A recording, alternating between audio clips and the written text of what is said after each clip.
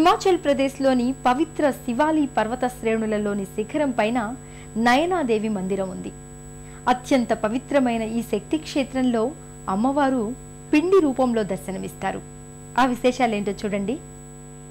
అనంతరం పవిత్ర శివాలిక్ పర్వత శ్రేణుల్లో ఉన్న నయనాదేవి మందిరానికి బయలుదేరుతారు.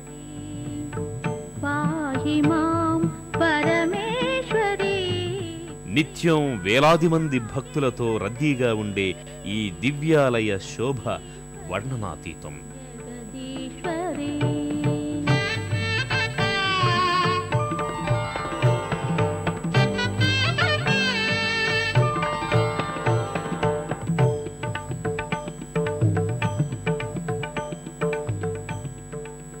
ఈ ఆలయానికి వచ్చిన భక్తులు ముందుగా అమ్మవారికి భక్తితో తమ తలనీలాలు సమర్పించుకుంటారు. అనంతరం పూజా ద్రవ్యాలు చేతబూని అమ్మ దర్శనం కోసం వరుసలో నిలబడతారు. నయనాదేవిని దర్శనం చేసుకోవాలని మనస్సులో తలచుకొని భక్తులు అనునిత్యం ఇక్కడికి వస్తూ ఉంటారు. సూర్యదేవుని తొలి కిరణాలతో పోటీ పడుతూ భక్తులు ప్రాతకాలాన్నే దేవీ దర్శనానికి వస్తారు. ఉదయం నుండి సాయంత్రం దాకా భక్తులు చేసే దేవీ భజనలతో ఆలయ ప్రాంగణం మారుమ్రోగుతుంది. అంతటా ఒకటే మాట, జోర్ సే బోలో జై మాతాది, అంటే అందరూ గట్టిగా చెప్పండి జై మాతాజీకి అని. గుడిగంటల శబ్దం, భక్తులు చేసే ప్రార్థన కలిసి ఆ ప్రాంతమంతా భక్తిమయంగా మారిపోతుంది. ఆ భక్తిమయ వాతావరణంలో దేవి దర్శనం అవుతుంది. మందిరంలో భగవతి నయనాదేవి పిండి రూపంలో దర్శనమిస్తుంది.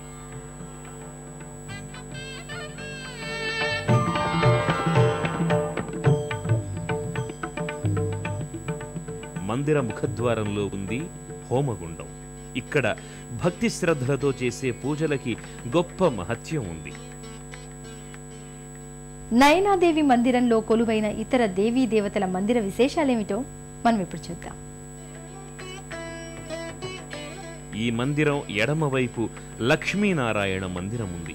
ఈ మందిరంలో మనోహరమైన లక్ష్మీనారాయణ విగ్రహం ఉంది.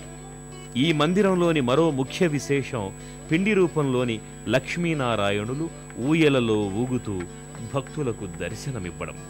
వారితో పాటు సంకటమోచన హనుమాన్, జగదాంబ మాతల దర్శనం కూడా అవుతుంది. ఈ ఆలయంలో స్త్రీలు అధికంగా దేవి దర్శనానికి వస్తుంటారు. ప్రధాన మందిర ద్వారంలో కొలువై ఉన్నాడు సంకటమోచన హనుమంతుడు, శ్రీ గణేశుడు. మందిరం బయటి ప్రాకారంలో కాళీమాత విగ్రహం ఉంది. నయనాదేవి దర్శనానంతరం ప్రదక్షిణ గావించే భక్తులకు కాళీమాత దర్శన భాగ్యం కలుగుతుంది. ఇంకా కొంచెం ముందుకు వెళితే బోళాశంకరుడైన శివుని దర్శనమవుతుంది. ఇక్కడి శివలింగ దర్శనానికి భక్తులు విరివిగా వస్తుంటారు.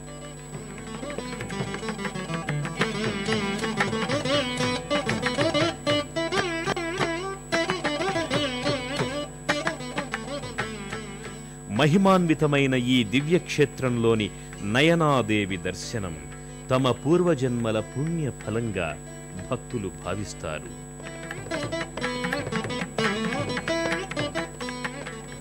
మహిమాన్విత ఆలయాలకు, తీర్థక్షేత్రాలకు నిలయం సిమ్లా.